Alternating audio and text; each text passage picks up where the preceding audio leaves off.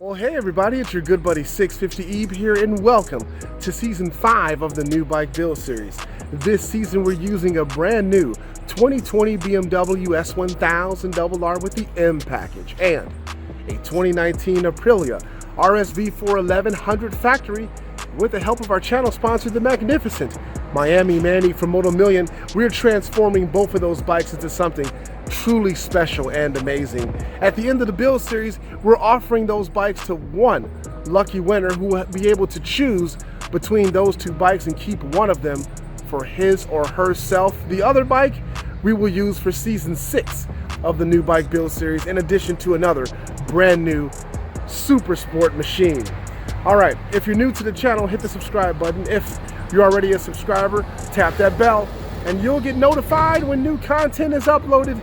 In today's episode, I'm gonna step inside and talk to Zach, and we're gonna do something really cool to the Aprilia RSV4 1100 factory, hopefully shed some weight and add a little bit more of a carbon fiber bling to the amazing machine.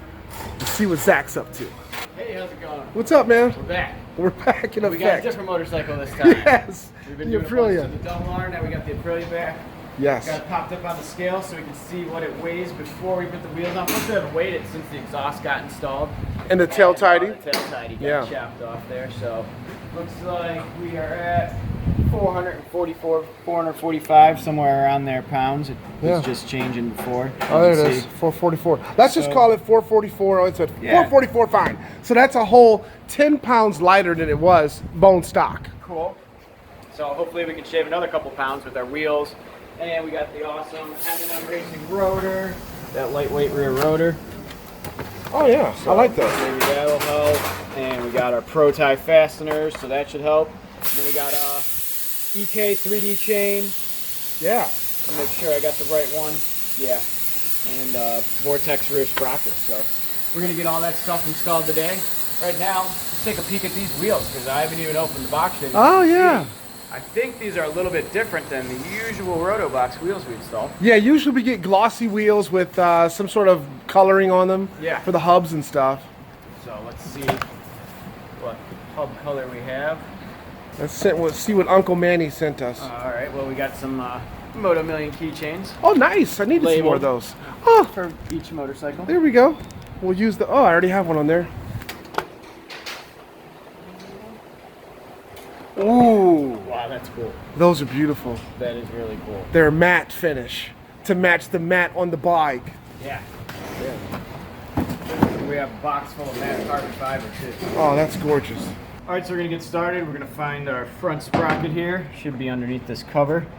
See whether or not we have to pull our shifter out of the way. Oh, and I just thought about something. Instead of making you do double work, we probably don't have the sprocket cover for this bike yet, do we? We do not, but that's no big deal. It was only 6 bolts or so. Okay. But looks like we do have to pull the shifter off. So we're gonna Really? Yeah, it just won't fit past These Italians? Yeah, we gotta pull off the shifter out on the S1000 too. Oh, you do? Okay. Pretty common. These Italians and Germans? Yep. There we go. Yeah, so we just want to put a mark on it where it's gapped. Oh, it seems kind of loose anyway. That's interesting. That way we know what position it's in. All right, so we got that out of the way. Found our front sprocket. Don't need any of this other stuff. So now we can go ahead. We'll put the bike in gear so we can break this bolt free. And then we'll get rid of the chain because we're putting a 520 on it. Yes. A little less rolling resistance both ways, acceleration, deceleration. So I popped the bike in gear, and now we should be able to break this free. Yep, no problem. Feels like there's a little bit of Loctite on it, but not too much, so that's good. All right, maybe a little more Loctite than I thought. Yeah. There we go. Now we finally got past it.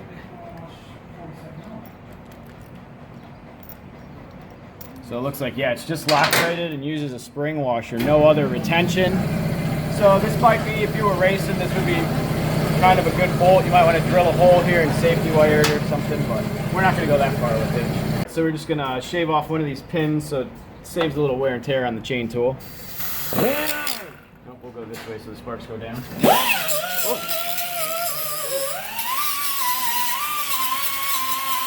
We use our awesome Motion Pro PBR chain breaker tool, one of my favorite tools. I've had it for a while. It's still putting up with abuse. Wow. Press, brake, and rivet. You just line up the little block with whatever you're doing. So we're braking it, so we put the B right by the B and brake here, and then it's gonna push our pin all the way through for us.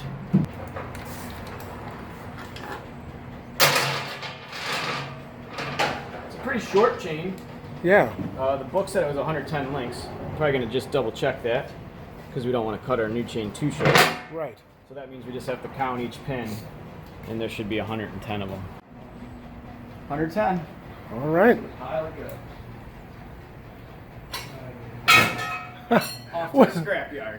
Okay. So we got our axle loose. We can pull it out. Oh, looks like they don't have too much grease in Italy. We'll take care of that. Slides right off. Oh, I gotta pull this tail for a little bit. Yeah, it's just hanging on a pin. No big deal. It's got a little bit of weight to it. Yeah. So we use these Pro-Tie titanium fasteners. They come with Loctite on them from the factory, same kind of stuff you'd get if you bought a factory bolt. Yeah. And we like these Pro-Tie bolts because they're forged titanium. So that means this little fastener insert is just pressed into it, and it's less prone to cracking around it than some of the other titanium bolts on the market. So we got our spacer for this side. They are a little bit snug, but as long as you get it straight, it should go in with minimal force. We're just using a little dead blow hammer action. Most importantly, just get it in there straight.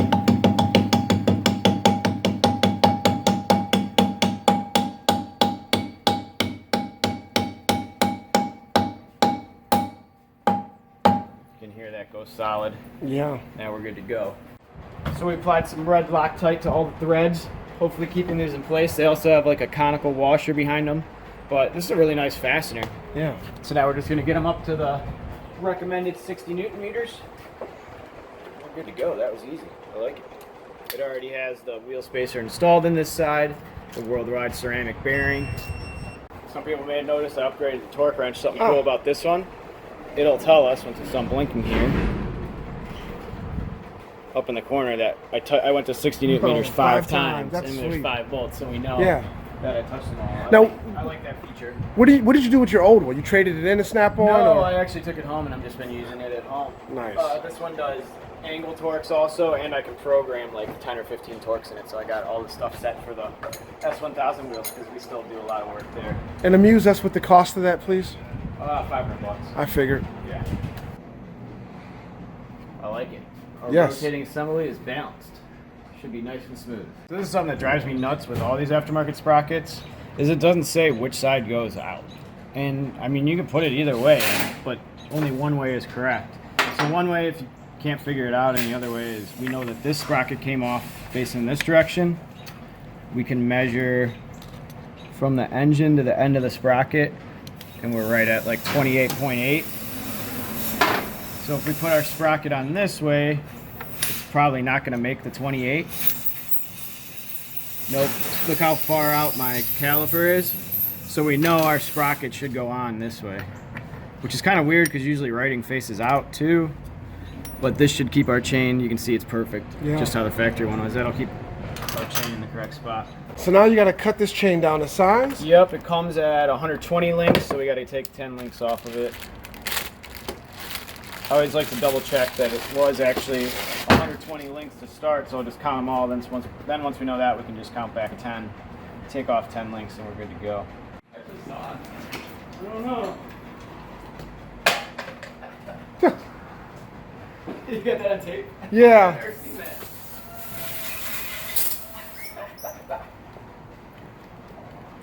That was cool. The fact that he was just casually carrying it around like nothing. It caught on fire? Caught on fire. Did you see it on fire? I was inside next door. No, it was on fire right when you walked out. No, it was about covered in water. when I walked out. Caught on fire. So we're just setting up our press style master link with fresh grease and new O-rings. And then you use your fancy tool to press it. Yes, and that's what we do. We've shown that about 4 different times. Never stays put. I'll drop it a couple times. Mm-hmm. We just got to squish the rivets so that the plate can't come off.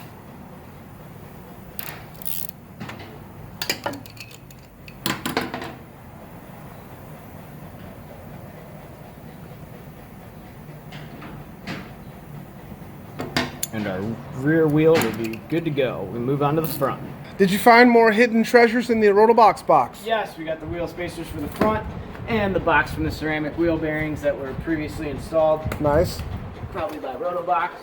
This wheel feels super light. That's awesome. And it just looks amazing. We're gonna get our factory rotors going on here Okay. with our pro Pro tie fasteners. bolts, wheel sensors, and rotors in place. Yup.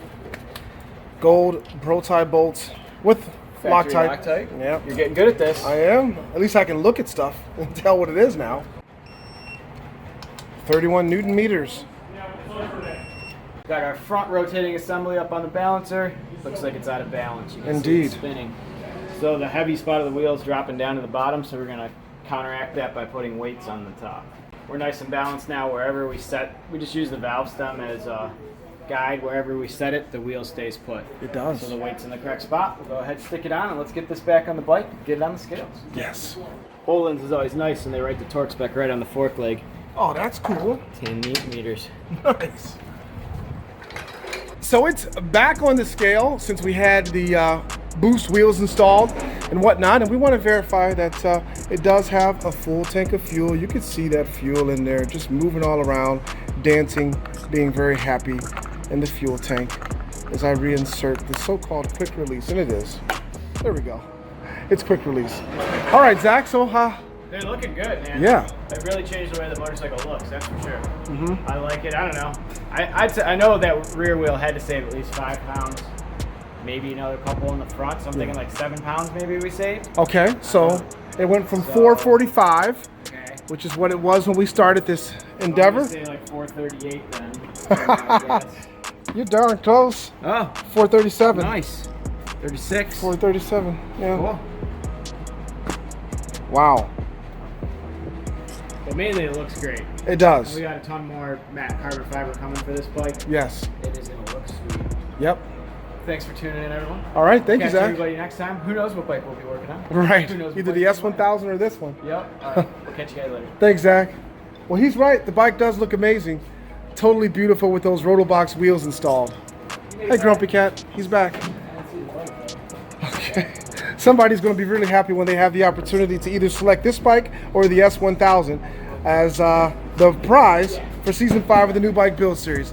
If you're new to the channel, hit the subscribe button. If you're already a subscriber, tap that bell, and you'll get notified when new content is uploaded. So Zach's going to take this thing for a test ride. I'm going to pack the scales up, then I'm going to ride it because I'm sure it's going to perform great now that it's shed more weight. Thank you guys so much for viewing this video. We'll catch you next time on the New Bike Build Series.